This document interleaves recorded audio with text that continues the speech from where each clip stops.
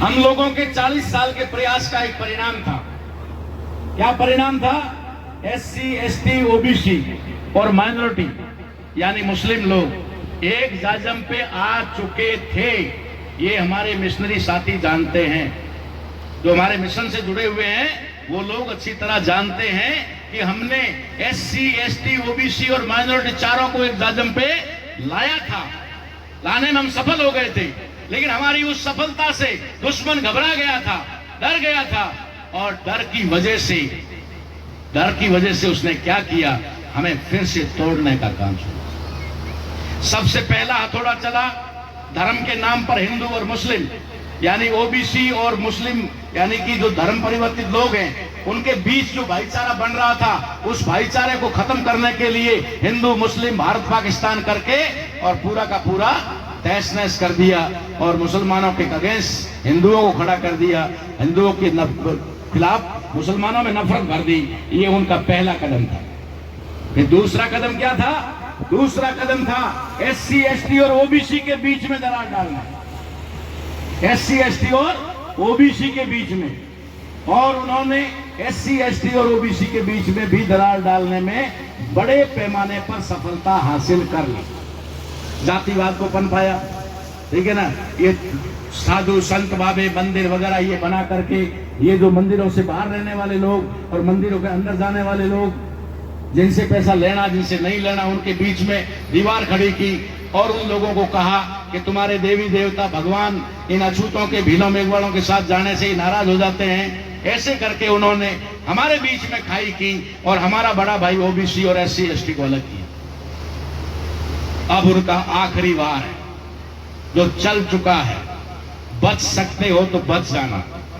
मैं थोड़ा आपको आगाह कर देता हूं। मदन दिलावर की क्या औकात कि वो इतने बड़े समुदाय के खिलाफ ऐसा कोई लफ्ज बोल दे? है कोई औकात? बोला नहीं, उससे बुलवाया गया, उससे बुलवाया गया। और ये फॉर्मूला क्या है? ये फॉर्मूला है कि मदन दिलावर अगर आदिवासियों के खिलाफ बोलेगा तो ये मदन दिलावर टारगेट नहीं होगा, टारगेट होगा एससी। टारगेट क्या होगा? एससी के। एससी के लोग आदिवासियों से नफरत करते हैं। दाव चला नहीं क्योंकि हम थे।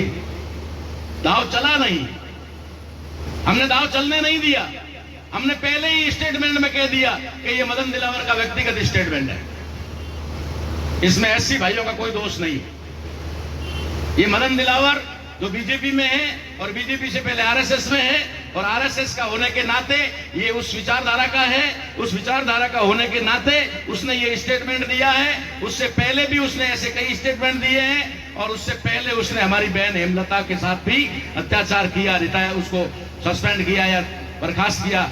ये सारे काम हम जानते हैं, तो इस वजह से हमने थोड़ा तो कोशिश किया तो बचा लिया, वरना ये हथौड़ा था एससी और एसटी के बीच में दरार पैदा करने का, उन्हें लड़ाने का। ये दुश्मन के पैंतरे हैं जो हमें समझ में आ जाते हैं, आपको समझाने का प्रयास कर रहे हैं। इसलिए मेहरबानी करके दुश्मन को पहचानो, फिर दुश्मन के षड्यंत्रों को पहचानो, उन षड्यंत्रों को समझ करके उन्हें विफल करने का काम करो। यही मैं उम्मीद करूंगा आपसे, और आगे भी। ये कोई आज आखिरी सभा नहीं है, कल और कहीं होगी, परसों और कहीं होगी, मिलते रहेंगे और जब तक जान है तब तक साथ है। धन्यवाद। बहुत बहुत धन्यवाद। मेवाराम जी मंच पे आ जाएं प्लीज। आप लोगों से एक शख्सियत का परिचय करवाता हूं, बहुत सारे लोग नहीं जानते, बाड़मेर की टीम जानती। ये है मेवाराम जी वाघेला, लूणू गांव, गेहूं गांव, गेहूं गांव, गेहूं गांव, चारों ही गांव में जमीन है। आप हमारे लोकसभा चुनाव में चीफ एजेंट के तौर पर रहे थे, यानी कलेक्टर ऑफिस में और चुनाव आयोग में जो काम मुझे उम्मीदवार के तौर पे करना होता था वो सारा इनको करने का अधिकार था।